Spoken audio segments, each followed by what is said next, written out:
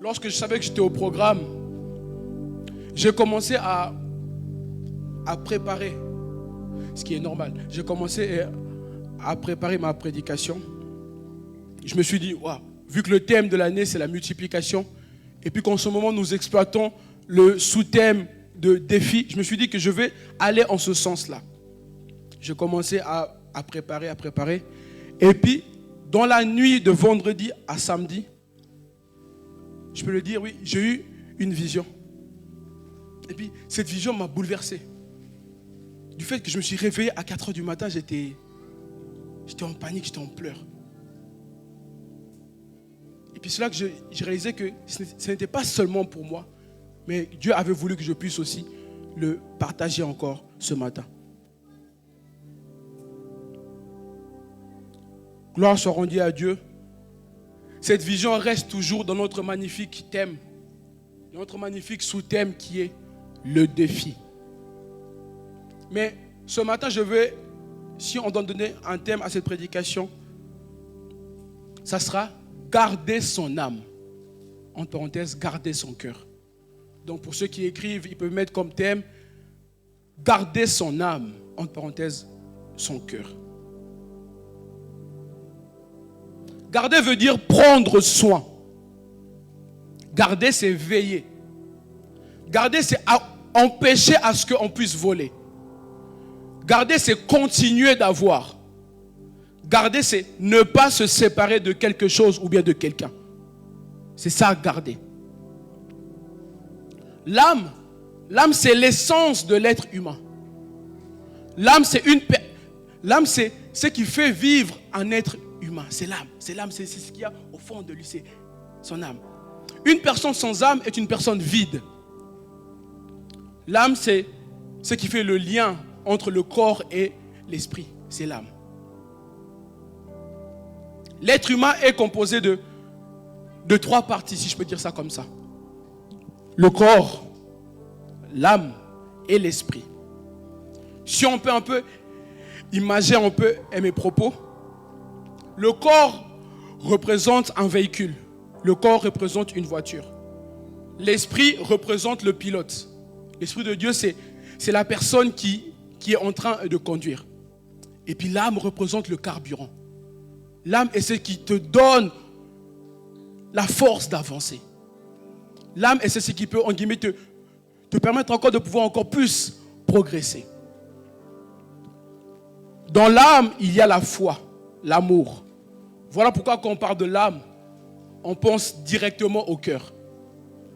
Car c'est ce qu'il y a, les émotions, les souvenirs, tout se trouve dans l'âme. Mais ton âme peut être influençable, car ton âme est sensible. Voilà pourquoi tu dois garder ton âme. Tu dois protéger ton âme. L'âme est influencée par 2 choses. Par le corps, qui symbolise la chair, le monde, les désirs, les passions. Et par l'esprit, qui symbolise Dieu, le Saint-Esprit. Donc ton âme est symbolisée seulement est influencée par 2 choses. Par le corps que tu portes, que tu as, et puis par l'Esprit de Dieu qui est en toi. Je ne sais pas si vous vous rappelez, je pense que vous vous rappelez,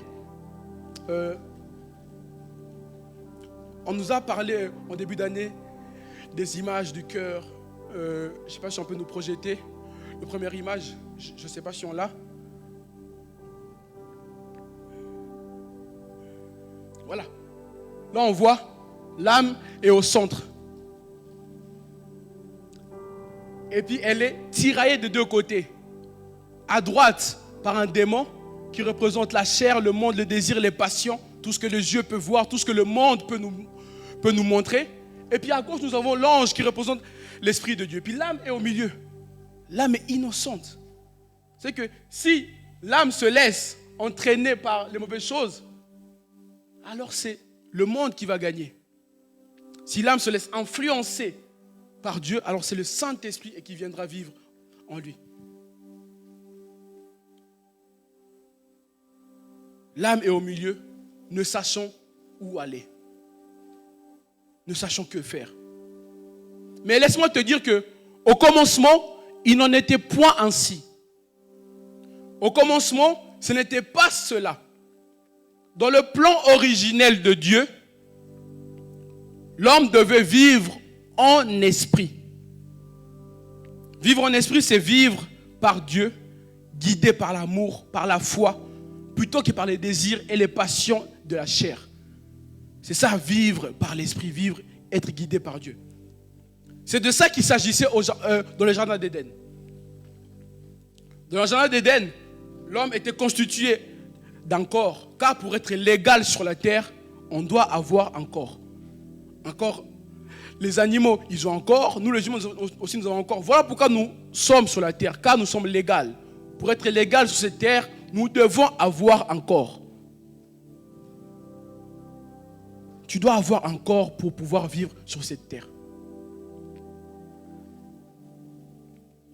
C'est pourquoi vous irez lire dans la Bible, dans Marc chapitre 5, le verset 1 à 13, on ne va pas le projeter. Mais lorsque Jésus est parti guérir le fou de Gadara, les esprits mauvais qui étaient dans cet homme, ils ont vu Jésus arriver. Directement, ils se sont dit, ne nous chasse pas, ne nous chasse pas. Ils ont commencé à avoir peur parce qu'ils voulaient rester légalement sur la terre. Et puis, tellement qu'ils ont vu qu'ils ne pouvaient pas faire autrement, ils ont dit à Jésus, mets-nous au moins dans ces troupeaux de porcs. Pourquoi? Afin d'être légal sur la terre. Comme je dis tout au commencement, il n'en était point ainsi. Adam et Ève étaient formés d'un corps, un corps de chair, mais ils vivaient par l'Esprit de Dieu. Ils vivaient avec Dieu, par son Esprit. Ils appliquaient réellement la parole. Ils marchaient réellement selon l'Esprit de Dieu. Car leur âme était guidée par le Saint-Esprit. Leur âme n'était pas guidée par les péchés. Leur âme n'était pas guidée par le désir. Leur âme n'était pas guidée par la chair, mais leur âme était guidée par le Saint-Esprit. Ils vivaient en harmonie parfaite avec Dieu, jusqu'au moment où le péché fut trouvé parmi eux, jusqu'au moment où la séduction est venue par le serpent, jusqu'au moment où la convoitise fut entrée, jusqu'au moment par la ruse, le diable est venu pour faire pécher l'homme. Ils n'ont pas su garder ce qu'ils avaient. Ils n'ont pas su conserver cela. Leur âme a été salie. Leur âme a été perdue, si je peux dire ça comme ça. Le cœur a été gagné par le serpent. L'âme a été gardée par la convoitise. Et puis Dieu s'est fait quoi? Dieu s'est retiré d'eux. Lorsque dans ton cœur, Dieu ne règne pas, Dieu se retire. Lorsque dans ton cœur, c'est le monde qui domine, alors Dieu se retire. Notre Dieu n'est pas un dictateur. Il te laisse le choix. Tu dois garder cela. Garder ton âme de sorte que le diable ne puisse pas venir voler cela. L'homme et la femme n'ont pas su garder et le désir est entré en eux. Et puis Dieu s'est retiré automatiquement d'eux.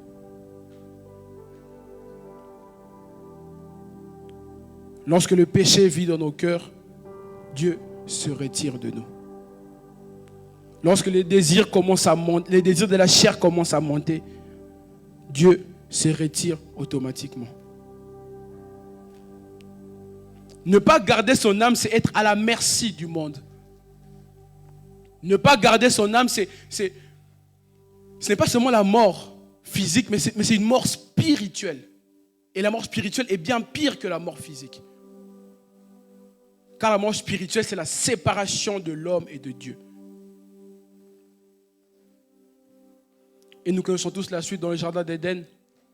Lorsque l'homme et la femme ont péché, ils ont été chassés du jardin d'Éden. Nous pouvons lire ça dans Genèse chapitre 3, le verset 24. Genèse chapitre 3, le verset 24.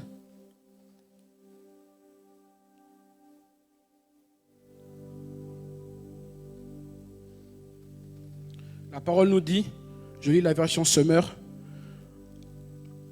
après avoir,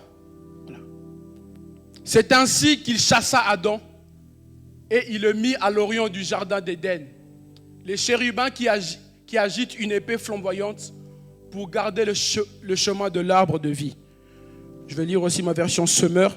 La parole nous dit, après avoir chassé l'homme, il posta des chérubins à l'est du jardin d'Éden, avec une épée flamboyante, tournoyant en tous sens pour barrer l'accès à l'arbre de vie.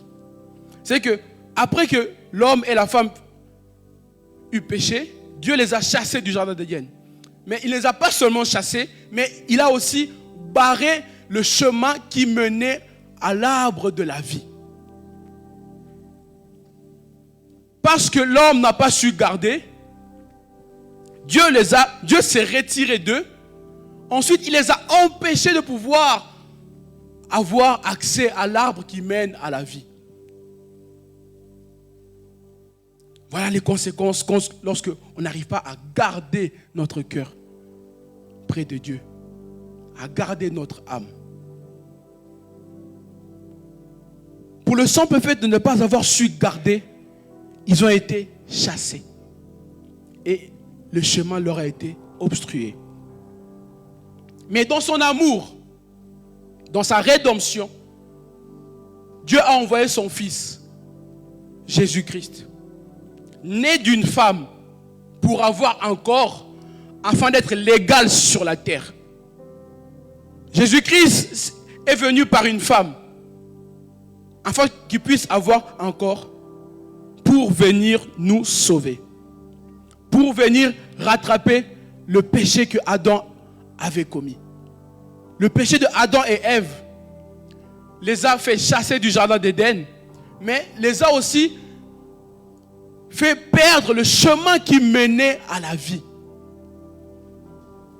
Mais Jésus, il est venu pour non seulement nous sauver, mais pour nous montrer le chemin. La mission de Jésus n'était pas seulement pour nous sauver du péché. Ça, c'était que la première partie. Mais la deuxième partie, c'était plutôt pour nous remontrer le chemin qui donne accès à l'arbre de la vie. Jésus est passé sur la terre. Il a eu un corps pour être légal, afin de nous sauver du péché que nous avons commis. Mais ensuite, il faut que l'homme puisse retrouver l'accès qu'il avait perdu, l'accès qui lui avait été obstrué. C'est pourquoi Jésus dit, je suis le chemin. Nul ne peut passer vers le Père sans passer par moi. Nul ne peut aller vers Dieu sans passer par Jésus.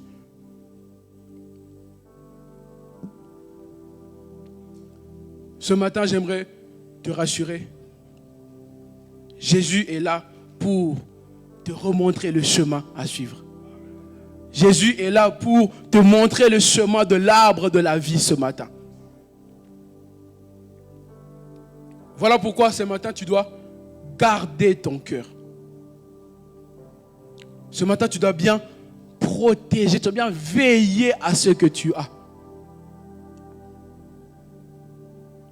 Garder son cœur veut dire suivre Jésus-Christ. Garder son cœur veut dire obéir à Jésus. Rester attaché à lui. Mettre en pratique sa parole. Garder son cœur, c'est ça que ça veut dire. Il a dit dans sa parole dans Jean chapitre 15, les versets 5 au verset 8.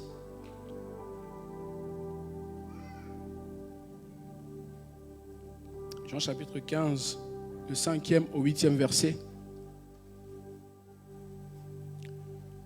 Je suis le cep. Vous êtes les sarments. Celui qui demeure en moi et en qui je demeure porte beaucoup de fruits. Car sans moi, vous ne pouvez rien faire. Si quelqu'un ne demeure pas en moi, il est jeté dehors, comme le sarment, et il sèche. Puis on ramasse les sarments et on les jette au feu et ils brûlent. Si vous demeurez en moi et que mes paroles demeurent en vous, demandez ce que vous voudrez et cela vous sera accordé. Si vous portez beaucoup de fruits, c'est ainsi que mon Père sera glorifié et que vous serez mes disciples. Dans le verset 5, nous voyons que Jésus dit que sans Jésus, nous ne pouvons rien faire. Sans Jésus, tu n'auras plus accès à l'arbre qui mène à la vie. Sans Jésus, tu seras comme Adam et Ève chassés du jardin d'Éden. Pour garder, tu as besoin de Jésus. Pour garder ton cœur ce matin, tu as besoin de Jésus dans ta vie.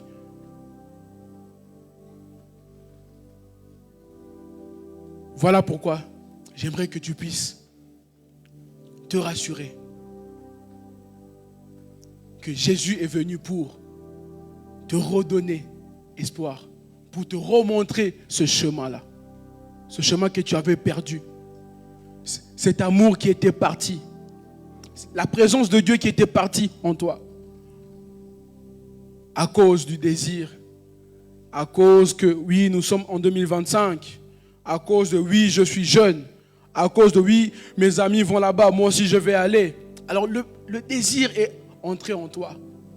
Ton cœur a été rempli de péché. Et puis Dieu s'est éloigné de toi. Mais ce matin, la rédemption nous a été donnée. Ce matin, Jésus est là. Et il veut te sauver. Il a besoin de ton cœur. Voilà pourquoi tu dois garder ton cœur plus que toute autre chose. Tu dois conserver cela. Tu dois veiller à cela. Tous les jours de ta vie, tu dois veiller à cela. Quand la parole nous dit que le diable rôde comme un lion rougissant, cherchant qui dévorer. C'est que Satan ne va pas te laisser tranquille, car il ne veut pas périr seul. Il ne veut pas aller seul dans l'enfer. Voilà pourquoi il va utiliser sa ruse tous les jours, comme il a fait dans le jardin d'Éden. Il va essayer de passer par tous les côtés. Mais c'est à toi d'être vigilant. C'est à toi de veiller. C'est à toi de garder cela, de garder ton cœur près de Dieu. Je suis le cep et vous le sarment. Celui qui est attaché à moi porte du fruit. Restons attachés à Jésus. Ce n'est pas seulement aujourd'hui tu restes attaché à lui et puis demain tu ne l'es pas. Car le diable, lui, il ne va pas te laisser tranquille. Dans le monde, il y a plein de choses qui peuvent nous distraire, qui peuvent nous faire dire « Ah, c'est bon, aujourd'hui, je me relâche. » Non, nous devons veiller. Le défi que nous avons, c'est nous devons garder notre cœur jusqu'au retour de Jésus. Car la parole nous dit que lorsque le Fils de l'homme viendra, trouvera-t-il l'amour? Est-ce qu'il va trouver encore l'amour que tu avais quand tu avais accepté Christ? Est-ce qu'il va encore le trouver encore dans ton cœur? Où te trouveras-tu? Si la trompette sonnait maintenant, gloire à Dieu, nous sommes à l'église. Mais si la trompette avait sonné hier ou bien vendredi soir, où est-ce que tu aurais été?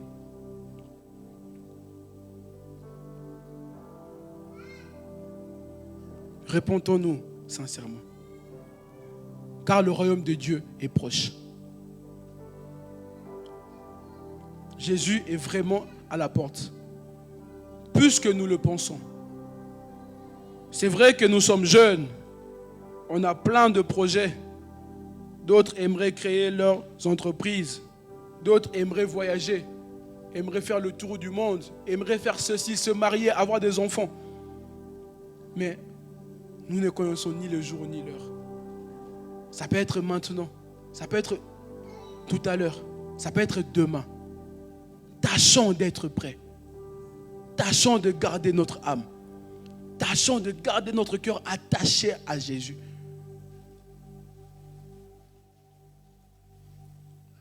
Tâchons réellement de pouvoir nous conformer à ce qu'il dit.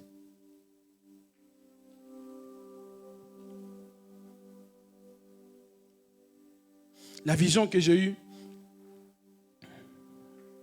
la nuit de vendredi à samedi était la suivante.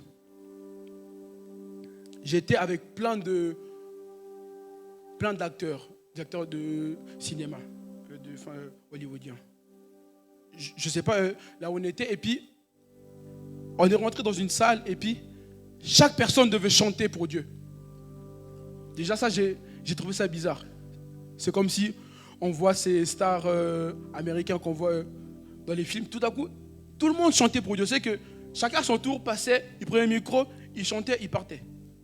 Tout le monde chantait pour Dieu, tout le monde chantait. Et puis, arrivé à mon tour, j'ai aussi chanté pour Dieu.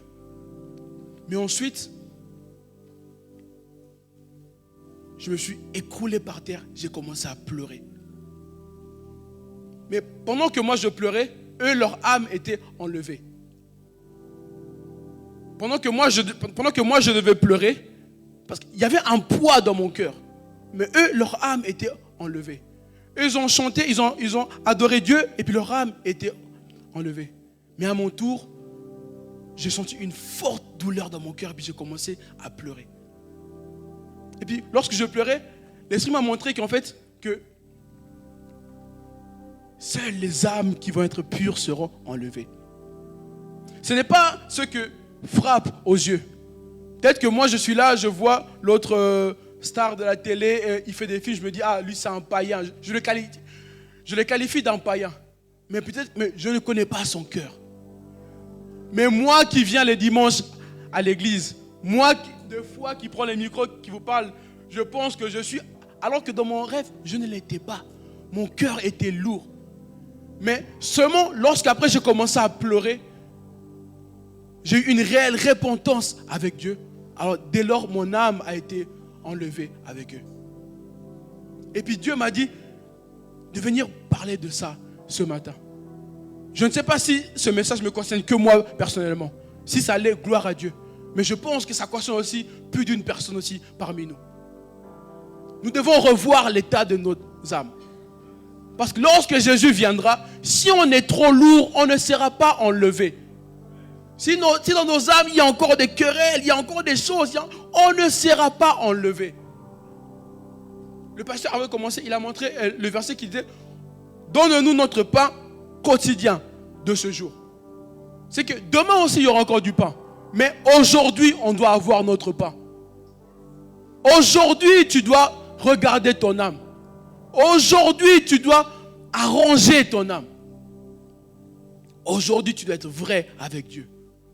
Demain aussi, tu dois l'être. Mais aujourd'hui, tu dois l'être. Car Jésus peut revenir maintenant, tout de suite. Est-ce que tu auras le temps de te repentir? Je vous dis, il y avait au moins 20 personnes. Je me dis, mais est-ce que lui aussi, il prie? Mais comment est-ce qu'il est enlevé? J'ai commencé à me poser des questions. Mais lui là, je vois des vidéos, je vois ce qu'il fait. Mais comment est-ce que lui là, il est enlevé? Mais eux, leur cœur était pur.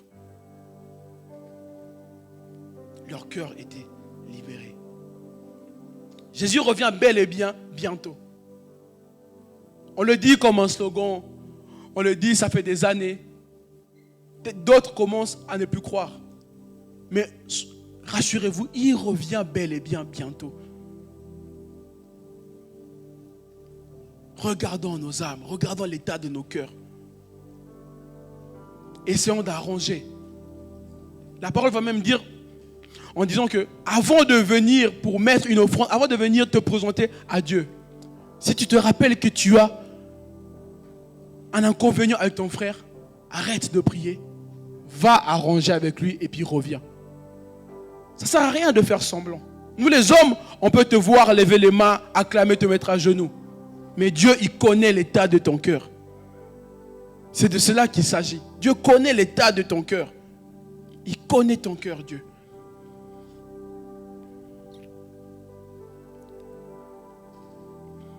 Vous savez,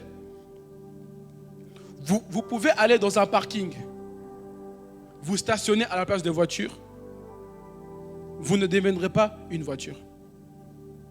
Tu peux décider de toi-même, tu vas à la place de parc là devant, tu restes devant, tu te gares pendant 1 heure, 2 heures, mais cela ne fait pas de toi une voiture. C'est la même manière que lorsque nous venons à l'église. On peut venir à l'église, mais cela ne fait pas de nous des enfants de Dieu. On peut venir le dimanche, les lundis, les mardis, crier, chanter, sauter, mais cela ne fait pas de nous des véritables enfants de Dieu. Mais la grâce nous a été donnée à tous ceux qui l'ont cru. La parole a donné le pouvoir de devenir enfants de Dieu. Ceux qui croient en Jésus ont le pouvoir, ont le droit d'être appelés enfants de Dieu. Pour être appelé enfant de Dieu, il faut croire en Jésus. Il faut lui donner sa vie, lui donner son cœur. Lui donner son cœur réellement. Je ne sais pas si on peut mettre la troisième image plutôt. Là où on voit lorsque Jésus règne dans le cœur d'un homme. Lorsque le Saint-Esprit règne dans le cœur d'un homme.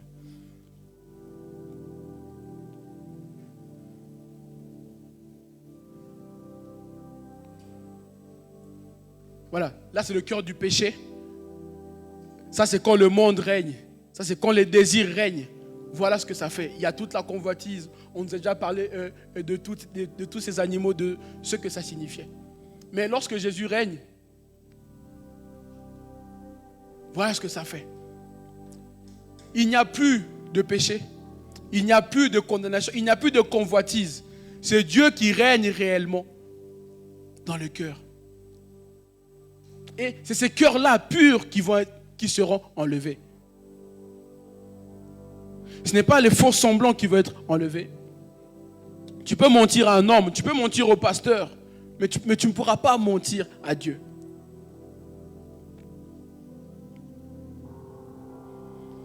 Voilà ce matin le fardeau que Dieu m'a donné pour vous parler.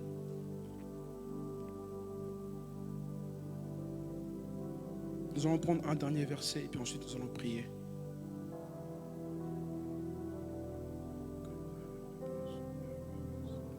Apocalypse chapitre 20. Là, c'est Jean qui parle. Il dit, et je vis des trônes, et à ceux qui s'assirent fut donné le pouvoir de juger. Et je vis les âmes de ceux qui avaient été décapités à cause du témoignage de Jésus et à cause de la parole de Dieu. Et de ceux qui n'avaient pas adoré la bête ni son image et qui n'avaient pas reçu la marque sur le front et sur leurs mains. Ils revinrent à la vie et ils régnèrent avec Christ pendant 1000 ans. C'est que ceux qui avaient gardé leur cœur pour Dieu, ceux qui ne s'étaient pas laissés emporter par les choses mauvaises, par le monde, ils revinrent à la vie et ils régnèrent avec Dieu. Voilà ce que Jésus nous a promis. Il a dit, je m'en vais vous préparer une place, que lorsqu'il reviendra et nous chercher, qu'il puisse nous prendre. Mais lorsqu'il viendra, dans quel état il va trouver notre âme? Dans quel état nous allons être? Jésus revient réellement. Je nous dis à tous et à toutes, Jésus revient pour de vrai. Et il revient pour chercher son église. Il revient chercher ceux qui lui sont obéissants. Il revient chercher ceux qui ont le cœur pur. Sinon, à quoi bon de venir chaque dimanche? À quoi bon de venir, de faire des événements? À quoi bon d'investir si, lors du jugement dernier, on n'est pas enlevé? Vous ne voyez pas que c'est une perte? Tu viens tous les jours ici, tu te donnes, tu sacrifies. Je vous dis, on se sacrifie. Voilà, gloire à Dieu. Là, il y a mes frères qui sont là. Il y a aussi mon frère Kevin qui est là. On a plein de choses à faire dans ce monde en tant que jeunes. Il y a plein d'activités à faire. Si on veut vraiment se faire plaisir de la chair, on peut faire des choses. On peut le faire. En plus, en Europe, il y a beaucoup de distractions. Il y a beaucoup de choses. Mais à quoi bon d'avoir laissé ces choses, de te consacrer à Dieu pleinement, mais qu'au jour du jugement dernier, tu restes. Mieux vaut maintenant, tu sors, tu vis ta vie réellement. La semaine passée, je méditais un verset avec mon frère Deron, c'est que ça disait, celui qui fait le bien, continue de faire le bien. Celui qui fait le mal, qui continue aussi de faire le mal. C'est ce que Dieu nous dit. Tu veux faire le mal, continue de faire le mal. Mais tu choisis de faire le bien, fais le bien. Ne fais pas le bien à moitié. Ne sois pas hypocrite devant Dieu. À l'église, tu es comme ça. En dehors, tu es comme ça. Tu resteras. C'est ça, tu trompes qui? Quand Papa Simon aime dire, on ne se moque pas de Dieu. C'est qu'un homme sème, il va le moissonner. On ne se moque pas de Dieu. Tu peux te moquer d'Aristote, mais pas de Dieu. C'est que tu sèmes dans le secret, tu vas le moissonner. Tu sèmes le bien, tu moissonneras le bien.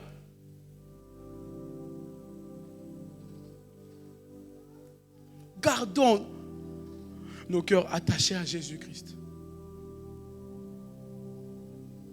Dans le monde, il n'y a rien de bon.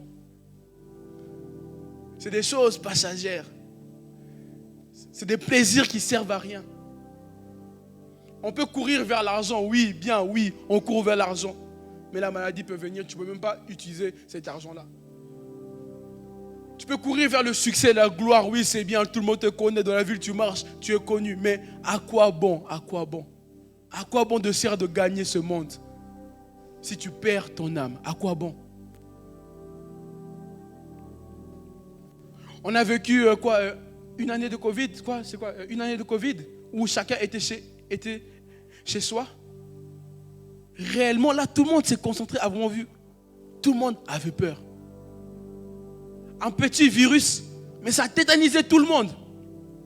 Les gens couraient à gauche, à droite, ils allaient acheter des papiers. Mais lorsque Jésus reviendra, tu vas courir à gauche, à droite, chercher. Mais les gens ne seront pas là car ils seront enlevés.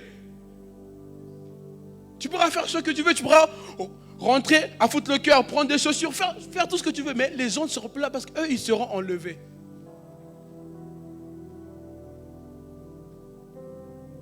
Ce matin, Dieu parle à ton cœur. Ce matin, Jésus veut te sauver. Je ne sais pas pour qui ce message était destiné, mais moi le premier. Ce matin, Jésus veut te parler, il veut te sauver. Il a besoin de ton cœur. Je ne vais pas te demander de venir devant et puis te lever. Non, mais là où tu es, si tu te sens, tiens-toi debout. Ce matin, Jésus, il veut te sauver. Toi qui étais perdu. Toi qui étais loin de lui. Toi qui te sentais trop sale. Tu te dis que avec tout ce que j'ai commis, avec mon bagage, je suis trop sale pour m'approcher de lui. Non, mais Jésus, il est descendu vers toi. Il est venu pour te sauver.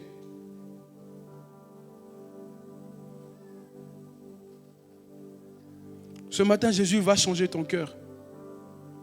Ton cœur qui était abîmé par le péché, par le mal, par le monde. Jésus va changer ton cœur.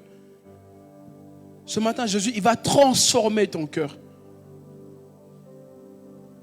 Mais ton défi à toi, ce sera de le garder. De garder ton cœur pur. Si on peut se lever là où on est.